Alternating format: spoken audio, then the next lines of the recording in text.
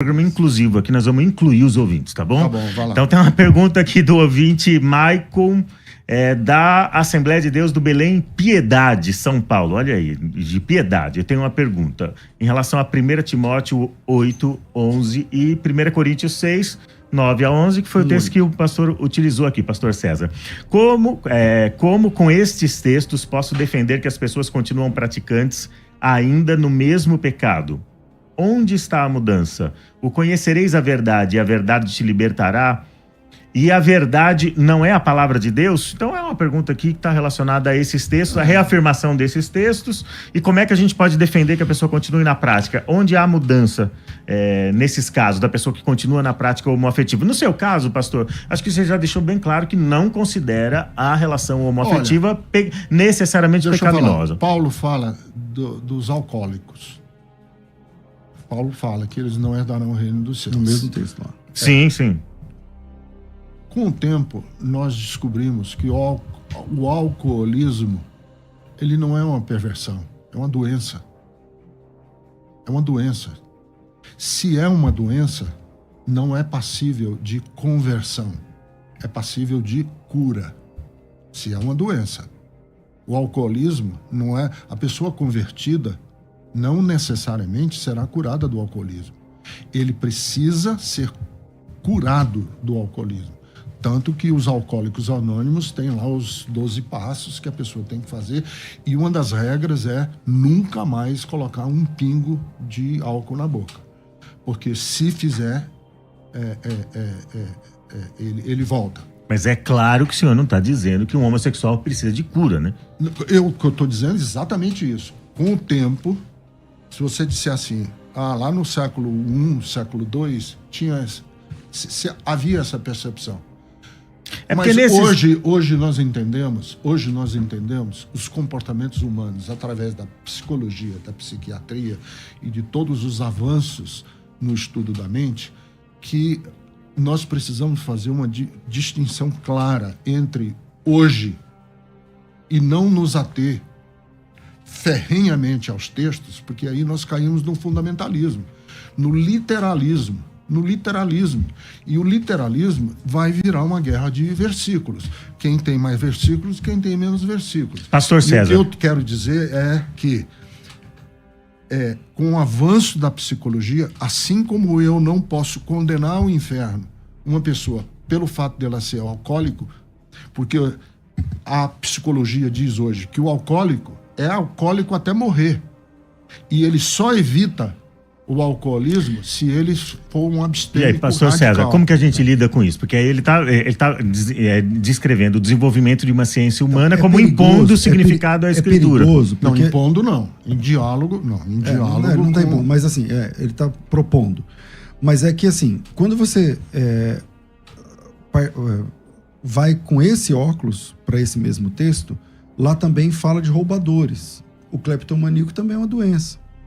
Então, a cleptomania, né, também é uma doença. O mentiroso, a mitomania também é uma doença. Então, tudo vai ter um CID hoje em dia.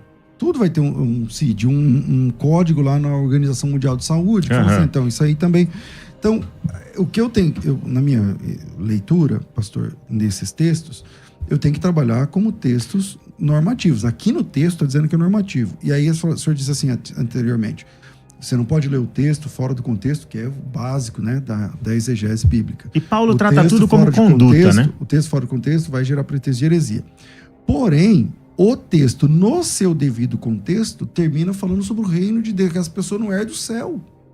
Então, isso, em minha opinião, é atemporal. Ele não está falando de alguma coisa para uma cultura de uma época, não sei o quê, porque ele está dizendo, quem vive assim ele tá não herda aquela cultura. O reino. Carta é dirigida especificamente a uma igreja. Mas por que está traduzida na nossa Bíblia? Hã? Por que está traduzida na nossa Bíblia? Aí vamos entrar num outro debate que agora é nós temos o Conselho de Nicéia e como que o imperador pagou os bispos. Que é verdade. Vamos para outro programa. Vamos para os áudios, então? Vamos ouvir os áudios mas deixa eu só concluir essa questão, porque, por exemplo, se você transforma num CID todos os textos que estão... Todas as condutas aí, condutas aqui, descritas aí. Num tipo de enfermidade ou uma doença, não sei o que lá. Então parece que a pessoa... Não, eu não estou... Eu estou dizendo aqui... Mas ela se torna inimputável, no caso. Eu só disse exatamente... Não, eu só estou querendo dizer que... Não. O beberrão, o bêbados aqui... Não, né, o que eu estou dizendo é o seguinte. Assim como a gente aprende que o alcoolismo... E você não vai discordar de mim, que o alcoolismo é uma doença. Tem CID para o alcoolismo, é verdade. Assim como tem para o cleptomaníaco. Mas eu não estou afirmando que a homossexualidade é uma doença. Sim, não. Eu estou afirmando que houve um avanço na compreensão dos comportamentos humanos que tirou o alcoolismo da perversão e colocou na doença. E aí não fez o mesmo com o... E a homossexualidade mas tirou da doença e colocou como um comportamento. Comportamento não. A Bíblia trata como comportamento, colocou como identidade, porque é aí que está a divergência. E a minha resposta a essa fala é que tem CID também para o ladrão, que a Bíblia chama de ladrão. E pro mentiroso. E tem CID. Tem CID pro mentiroso. Tem CID pro adúltero. Tem CID pro psicopata. No DSM tem todo mundo. Então, não tem CID pra tudo. Não significa porque isso aqui é uma doença, que aí, então, eu tenho... Aí como isso aqui é uma doença, então eu vou ser crente a parte disso aqui, não vou lutar contra isso aqui. Eu creio que o viciado lá, eu não sei como fala, o alcoólatra, melhor, o alcoólatra, ou o cleptomaníaco, ou não sei o que, ele tem que lutar também contra tudo isso, e a Bíblia promete uma transformação radical que a gente chama de nova criatura. As coisas velhas se passaram, e inclusive, nós como pastores, meu Deus do céu, a gente vê transformações, assim, triunfais nas vidas das pessoas que a gente convive. E sem contar que essas doenças, elas começam como conduta. O adicto, né, o viciado, o dependente químico, o alcoólatra, começa como uma questão de conduta. Mas o homossexual, a pessoa homossexual, lésbica, ou homossexual masculino, ele não começou com uma conduta e que desembocou numa perversão. Ele se viu, ele entendeu a sua identidade assim. E entendeu essa identidade, muitas vezes, quando ainda era criança. Alguns na adolescência, quando estão descobrindo a sexualidade, que é quando a gente descobre a nossa sexualidade, que é durante a nossa adolescência, quando existe aquele despejo de hormônios. Então, o que eu quero dizer é que a identidade do homossexual não tem a ver com desvio de caráter. E a Bíblia, ela é um livro normativo que corrige desvios de caráter. Vamos voltar para essa questão aqui. Agora vamos incluir um ouvinte. Vamos incluir um áudio de um ouvinte aí.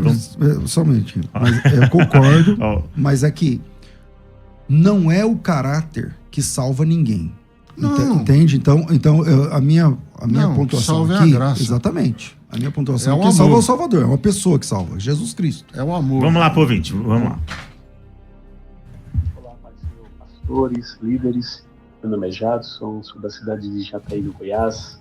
Minha dúvida, ela é a respeito da aceitação da homossexualidade biblicamente, já que a Bíblia condena, né, sexualmente homens com homens e mulheres com mulheres.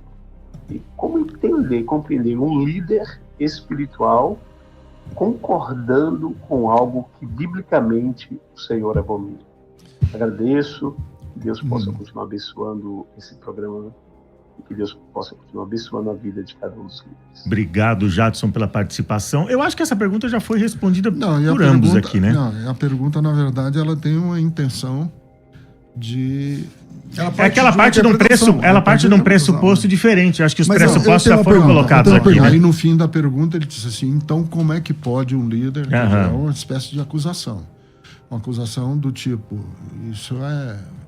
Para você, líder, isso é incompreensível. É incompatível, né? Ele está partindo desse pressuposto que é incompatível. Mas o César falou que tem uma pergunta. Eu quero ouvir. Assim, eu acho que se a pergunta fosse...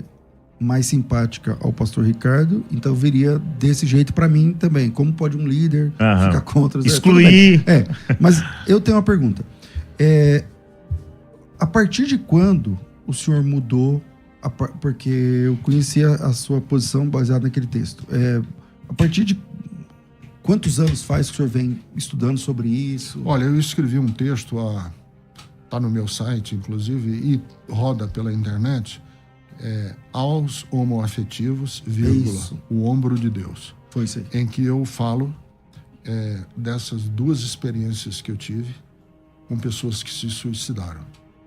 E se suicidaram e a partir daí eu comecei a ter contato pessoal com pessoas que se identificam dentro do espectro da homossexualidade. Porque a homossexualidade, inclusive, tem um espectro largo, amplo. Você não pode colocar todos que, inclusive, os não dá. Eu imagino que o senhor não deve ser simpático a todos esses. Porque, não. Existem que são perversões, algumas. Claro. Pastor Gondim. Então, deixa eu dizer. Eu mudei quando eu comecei a conversar com as pessoas que amam Jesus, são crentes, salvos, e que conversando comigo, disseram: Ricardo, eu amo Jesus, quero ter um espaço na igreja, sou homossexual, estou casado, e o que eu faço? Ou eu incluo essa pessoa como incluiria qualquer outra pessoa dentro do padrão de Paulo, de que não existe mais macho, fêmea, dentro daquele padrão. Não tô usando o texto, só estou dizendo que é aquele padrão. Nem judeu, nem servo, nem escravo, que somos todos um em Cristo. Ou eu aplico esse princípio na igreja, ou eu vou ser cínico naquilo que prego. Eu não vou ser cínico no púlpito da minha igreja. Por quê? Porque eu vou pregar aquilo que faz sentido para mim. Se estiver errado, eu vou um dia responder diante de Deus. Isso aí. Vou responder diante de Deus e estou preparado para responder, porque eu vou morrer. Está ordenado que todos vão morrer um dia. Então eu vou morrer e vou prestar contas a Deus. No dia em que eu prestar contas a Deus, eu tenho certeza que Deus não levará em conta a minha capacidade de ser hospitaleiro. Hospitaleiro não no sentido da hospitalidade clássica. Da hospedagem. Da hospedagem. De eu abrir uma hospitalidade dentro da minha mente e dentro dos meus conceitos e dentro do quadrado das Escrituras, que esse é o conceito mais amplo de hospitalidade. O que é?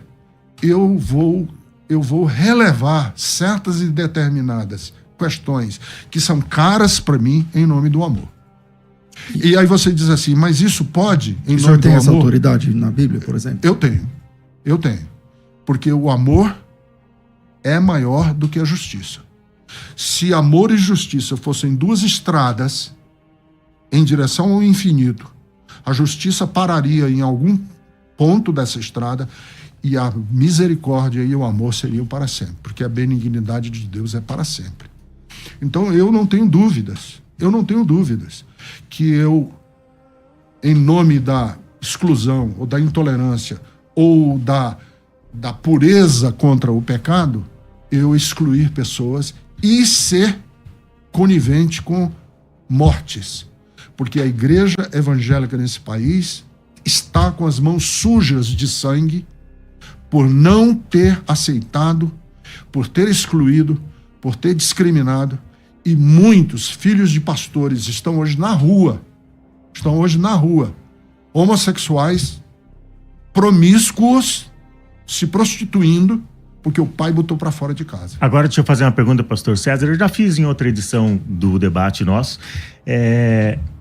Cabe, diante desse cenário, a igreja fazer alguma espécie de meia-culpa no sentido de como ela tratou as pessoas, não de como ela tratou a questão da doutrina e dos textos bíblicos, mas como ela lidou com as pessoas. E aí a pergunta que eu quero fazer é possível uma igreja e um pastor que entende que compreende ser pecado a partir do texto sagrado, que compreende ser uma conduta da qual a pessoa precisa ser de alguma forma liberta, ela precisa vencer aquela conduta ou renunciar àquela conduta, é possível que a igreja tenha uma postura acolhedora, de hospitalidade e de alguma forma dê um suporte para essas pessoas, entendendo que, como o Gondim colocou aqui, né, que esses homoafetivos, eles também foram acolhidos pela graça, eventualmente alguns deles podem ter sido salvos, e como é que a gente lida com eles no contexto da comunidade? Pela graça, eles estão salvos.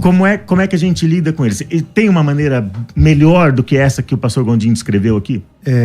Bom, não é possível alguém falar em nome da igreja. Falar assim, a igreja tem que fazer uma... Por quê? Porque tem igrejas e igrejas, tem pastores e pastores, abordagens e abordagens, teologias e teologias, histórias e histórias. É muito complexa essa Mas no questão. grosso modo a igreja errou muito em relação a isso? Que igreja está falando? É difícil, eu não estou nesse ponto para falar né, em nome disso. Eu não falo, eu falo em nome de meu próprio nome só. Então, eu falo por mim, nunca destratei uma pessoa, nunca... Embora eu entenda que esse comportamento seja condenado pelas Escrituras. Então, na Bíblia Sagrada, isso está textualmente vinculado a uma perícope que fala sobre salvação. Eu não estou falando, mas naquela época, porque os gregos, porque não sei o quê. Tudo bem, eu entendo que o texto se acomoda dentro da cultura, língua e tempo em que foi escrita, porém, o texto no qual essa perícope está colocado, ele está falando sobre salvação eterna, sobre ir ou não para o céu, entende? Então, isso é difícil. Se ir ou não para o céu e a graça alcançou? Então, se a graça alcançou, ele está salvo pela graça. Então, vamos lá. Aonde a Bíblia diz naquele texto lá que a graça alcançou, pastor? Essas pessoas. Então, é uma interpretação sua, entende? Vamos dar um passo atrás. Existem basicamente 6 textos na Bíblia que falam sobre a homossexualidade. Na minha opinião, esses textos estão vinculados a relações de poder e a paganismo cultico, prostituição cultica. A mim, quando Paulo fala em Romanos, ele está ali falando de comportamento de prostitutas culticas. Capítulo 2 de Romanos. Enfim, por que nós estamos discutindo homossexualidade e a gente não está discutindo dinheiro? Então, calma aí. Peraí. Por que nós estamos discutindo homossexualidade e nós não estamos discutindo glutonaria, obesidade? Mas aqui na Musical FM tem programa para discutir todos esses temas, viu? A gente discute, mas não dá para discutir tudo na mesma hora. Não pode ser na mesma edição. Não dá para discutir tudo na mesma hora. Mas, por exemplo, pastor, essa abordagem... O que eu digo é o seguinte, os 6 textos... A necessidade de discutir o texto sobre homossexualidade redunda numa questão só. É que a nossa sexualidade, a nossa pulsão sexual, conforme Freud dizia, ela é determinante das nossas relações de poder. E enquanto uma igreja mantiver esse discurso, ela tem um controle total sobre as pessoas. Por quê? Porque quem tem controle sobre a sexualidade controla tudo. Na perspectiva de Freud, né? Na minha. Na sua. Então vamos lá. Primeiro, eu acredito que a pulsão sexual é determinante. Existem mais textos falando sobre a proibição da conduta homossexual do que sobre ceia na Bíblia. Não, mas aí é o que eu falei, não vamos discutir guerra de versículos. Não é uma questão de proporcionalidade, né? O senhor disse que não ia discutir guerra de versículos, mas o senhor que trouxe o número de versículos. Não, o que eu estou dizendo... Então, o número de versículos... O que eu quero dizer aqui, não é para nós, não pode ser para nós. É que o número de versículos para nós não é para nós um argumento, na minha opinião, com todo respeito. Porque o texto do Sermão da Montanha tem menos do que o texto do... E eles são poucos, mas são claros, né? Exatamente. E esses textos são poucos, mas são claros. O texto claro do Novo Testamento, alinhado com a salvação, em minha opinião, é indefensável. Se o senhor entende que a Bíblia, que a fala de Jesus... Então, essa ideia... O que está em jogo aqui... A ideia teológica... Se eu concluir, a ideia teológica de que tem que ter 3 textos para aquilo, eu sei que o senhor não disse isso, mas não é bíblica essa ideia. Não. Essa ideia é uma construção humana. Agora, um texto só já estava bom. Já valida Se essa... ele está alocado num documento bíblico, e aquele documento bíblico está falando de eternidade, um texto já está E a bom. misoginia do Antigo Testamento? Então, mas a ele- desvalidação da mulher. De verdade, a gente pode Você pode tratar usar? esse assunto. Não, a gente pode tratar esse assunto, mas não é esse tema que nós estamos Não, tratando. mas o que eu estou dizendo é o seguinte, é que se não é esse tema, por que é que se é rigoroso em um só texto? Porque esse um só texto que eu estou usando é E do a Novo gente Testamento e falando a de gente- salvação. e E a o texto gente que o senhor está falando modo não é. geral, e a gente é, modo geral, leniente com outros textos que são mais incisivos ainda, e a gente fala, não, isso aqui a gente tem que interpretar. Não, isso aqui a gente É tem porque que assim, o levar em senhor conta. está usando como. Isso aqui a gente Eu tem... entendo seu argumento, mas o senhor está usando um texto que não é incisivo do jeito que o senhor está falando que é. Opa, Então, apedrejar Então, adolescentes mas lá- em praça então, pública calma aí. porque foram desobedientes ao pai, tá lá em Levítico. Então, calma aí. De verdade, a gente pode uma hora tratar esse assunto sem problema, mas eles Apedrejar não são... um adolescente que foi desobediente aos mas pais eles não em praça são. pública está na Bíblia. Então, mas eles não são. O senhor aí é relativizar. Então, o senhor Não, tá não pegando estou um texto. relativizando, não. O senhor está pegando um texto que não é o tema do assunto. Não, eu só estou dizendo e que... trazendo porque como se... Mas se assim, a o gente senhor usar está essa diante... regra Então, e pastor, essa é que, assim, régua, o nós temos que fato usar é que em o senhor está todos. diante de um texto bíblico alocado numa perícope que fala de salvação. E salvação é pela graça, e você está atrelando salvação a uma identidade. Não, quem está atrelando salvação à identidade é o texto. Agora, Não, o bom, texto diz meus assim, ó, queridos, meus que queridos. essas pessoas A salvação não... é pela graça, vão não ler o vem de texto. vós, Não, e quem salva é Jesus. É verdade, é verdade. Mas o texto... Agora eu quero aproveitar, nós estamos Então, partindo peraí. para o segundo É que o fim do texto nosso termina dizendo programa. que não são dignos do reino de Deus. Aham. Entende? Então eu entendo aqui como salvação. Quem não é digno do reino Nós de estamos Deus não é partindo salvo. aqui para o segundo encerramento do nosso programa agora no YouTube, nas redes Agora sociais, pra tá valer. bom? Agora é pra valer. Agora vai terminar e não vai ter só se for no café volta. ou no churrasco, Não, no vai. churras depois do filho pródigo, a gente vai fazer aí Vamos lá. para continuar conversando. 3 minutos para cada um dos pastores apresentar suas considerações finais sobre o tema e falar especificamente com aquele que está nos assistindo, com a pessoa que está nos assistindo, que tem de verdade, não que veio pronta para o debate, né, com suas opiniões, mas a pessoa que está de verdade com Pensando sobre questões relacionadas sobre esse assunto, com perguntas e mais do que perguntas, especialmente aqueles que estão em crise, talvez pessoal ou dentro da família, dentro do ciclo de amizades em relação a esse tema. Gostaria que vocês apresentassem, começando pelo Gondim e depois, em seguida, Pastor César. Gondim, pode falar. A minha fala é primeiro para 3 minutos, tá? as famílias, eu vou usar até menos, para as famílias que têm pessoas homossexuais. Não exclua, não jogue fora de casa, não faça com que o seu filho se sinta como os leprosos se sentiam num tempo antigo, que precisavam gritar em praça que eram leprosos para as pessoas se afastarem. Não faça isso, porque é totalmente errado e contraproducente. E a outra fala que eu tenho é para pessoas homossexuais. Você é amada, você é amado de Deus. Você é querido, você é querida de Deus, como você é. E eu tenho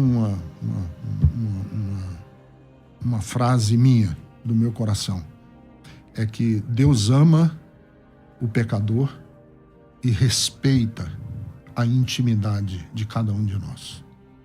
O que acontece com a sua vida sexual deve ser conduzido da mesma maneira que eu conduzo a minha vida heterossexual. Com respeito, com valorização do outro, sem mentiras, sem engano, sem promiscuidade, sem leviandade. É assim que eu uso essa regra para mim. E eu quero que você use para você. Porque esse é o mandamento bíblico. Que nós nos comportemos como filhos e filhas de Deus, íntegros e verdadeiros. Como luzeiros, como Paulo diz. Em meio a um mundo caído, em meio a um mundo pecaminoso. Então, se sinta amado, se sinta amada. Você que ama Jesus, eu tenho o maior respeito pelos homossexuais que amam Jesus e insistem em frequentar a igreja. Para mim, eles têm mais fé do que eu. Porque se eu fosse excluído e fosse discriminado e fosse olhado de soslaio, como muitas pessoas são, nas igrejas evangélicas, eu jamais colocaria meus pés lá. Eu jamais pertenceria. E o simples fato de você querer frequentar uma igreja, isso mostra muito para mim o tanto que você quer amar a Deus, quer servir a Deus e quer ser do Senhor. E você é muito bem-vindo no coração de Deus, e Deus ama e respeita a sua identidade e a sua intimidade.